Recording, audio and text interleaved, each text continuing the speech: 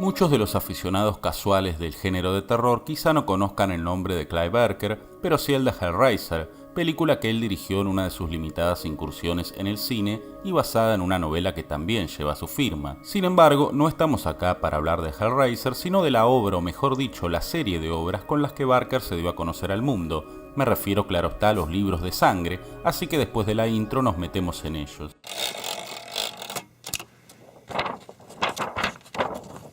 Los libros de sangre son una serie de volúmenes que compilan los primeros cuentos de Clive Barker.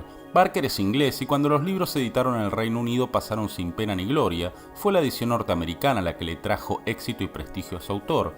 Estos volúmenes aparecieron entre 1985 y 1986.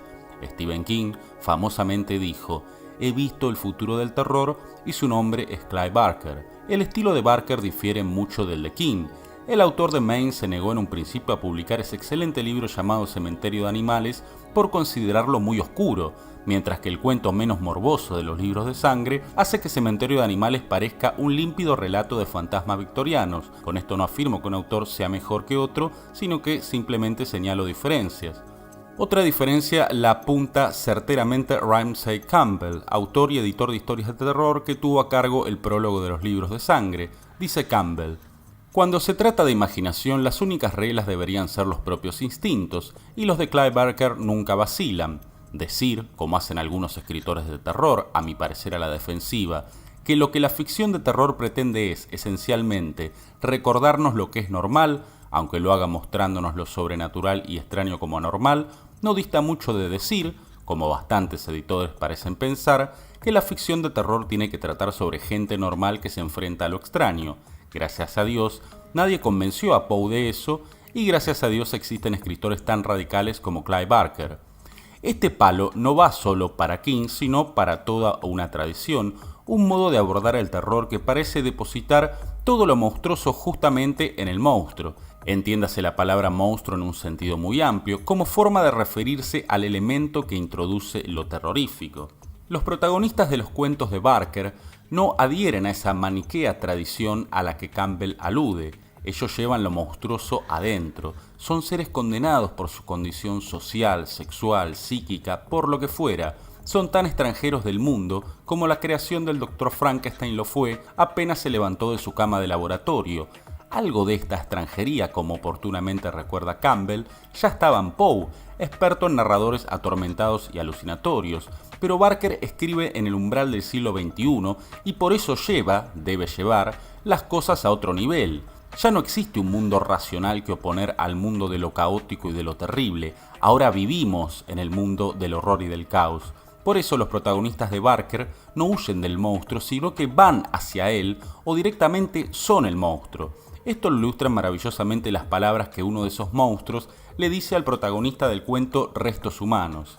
"Soy una cosa sin nombre, soy una herida en el costado del mundo, pero soy también aquel extraño al que de chico le rezabas para que viniera y te dijera sos hermoso, y te sacara desnudo de la calle y te llevara volando hasta el cielo, ¿o acaso no lo soy?".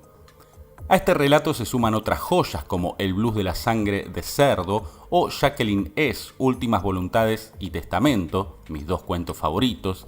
También mencionaré a El terror, El tren nocturno de la carne, Cómo se desangran los expoliadores, La Madonna o Lo prohibido, en el que se basó la película Candyman. Hay varios cuentos de imaginación imposible como En las colinas las ciudades, cuento en el que, dicho sea de paso, Barker pone como protagonista a una pareja homosexual y lo hace con naturalidad absoluta y sin alardes de corrección política. El propio Barker es homosexual y el sexo tiene una gran preponderancia en sus relatos. Ejemplos evidentes de esto son La edad del deseo y el mencionado Jacqueline S. Lejos de la candidez de ciertos transgresores de pacotilla o aspirantes a revolucionarios, el autor que hoy nos ocupa entiende que la represión de los impulsos del deseo no solo resulta necesaria para vivir o al menos sobrevivir en sociedad, sino que constituye la condición del deseo mismo. Por eso cuando escriba años después un prólogo a esta obra de juventud, a los libros de sangre, utilizará la anécdota de un carnaval plagado de frikis y dirá lo siguiente: "El apetito del público por las historias grotescas y terroríficas, visitas fantasmales y posesiones demoníacas, horribles actos de venganza y asquerosas monstruosidades, sigue tan vivo como siempre. Las personas escondidas tras las máscaras en el Boulevard de Santa Mónica el pasado octubre no eran pervertidos ni demonios. En su mayor parte se trataba de tipos normales que aprovechaban la oportunidad para expresar un apetito que nuestra cultura nos obliga a suprimir casi todo el tiempo. Una represión que aplaudo con perversidad, por cierto. El apetito se vuelve más poderoso si se mantiene encerrado bajo llave. Pero, de vez en cuando, necesitamos tocar la oscuridad de nuestra alma. Es una forma de conectar con nuestro yo original, el yo que probablemente existía antes de que pudiéramos formar palabras, que sabe que el mundo contiene una gran luz y una gran oscuridad y que una cosa no puede existir sin la otra.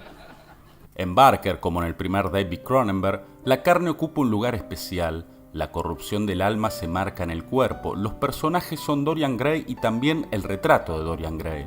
Al igual que en Hellraiser, en los cuentos de sangre se juega constantemente con la idea de que el dolor y el placer no difieren demasiado y que a menudo se mezclan. El sexo es por un lado una reafirmación brutal del yo, implica el goce de saber que un otro se subyuga a nuestro deseo y que a la vez nos desea, pero, por otra parte, el sexo nos permite olvidarnos del yo, librarnos por un momento del peso de la conciencia y poner nuestro ser en un acto compartido. Y el dolor extremo tiene en común con el sexo el hecho de que reclama toda nuestra concentración. Cuando experimentamos goce o dolor en su más alto grado, el mundo desaparece y nosotros desaparecemos junto al mundo. No queda otra cosa ya, salvo aquella sensación. ¿Y acaso atravesar los límites permitidos del dolor o del deseo nos termine depositando en el mismo lugar carnoso y oscuro, plagado de tejidos y de órganos y de fluidos y de lenguas y de tumores? ¿Acaso aquello que metafóricamente se designa como pequeña muerte se parezca a la muerte definitiva y la paz del Edén se parezca a la nada? Hace poco la editorial Valdemar sacó una última edición en español de los libros de sangre. Por desgracia no es esa edición la que yo tengo, sino la de la desaparecida editorial Factoría de Ideas, que no está mal pero solo aventaja a la de Valdemar en el precio. Les dejo en la descripción el link a un video de mi amigo el Señor Muerte, que reseña esa edición con el habitual lujo de detalles, y de paso les recomiendo darse una vuelta por su canal, especialmente si disfrutan de la literatura de terror. Y les recuerdo que esto es El Sur, Taller Literario, y que si les gusta mi contenido, se suscriban, si no lo hicieron aún, que compartan, comenten y que dejen su like. Recuerden que la literatura es un sueño dirigido, y acá tratamos de aprender a dirigir nuestros sueños, aunque a veces también nos gusta dejarnos dirigir por nuestras pesadillas. Hasta la próxima.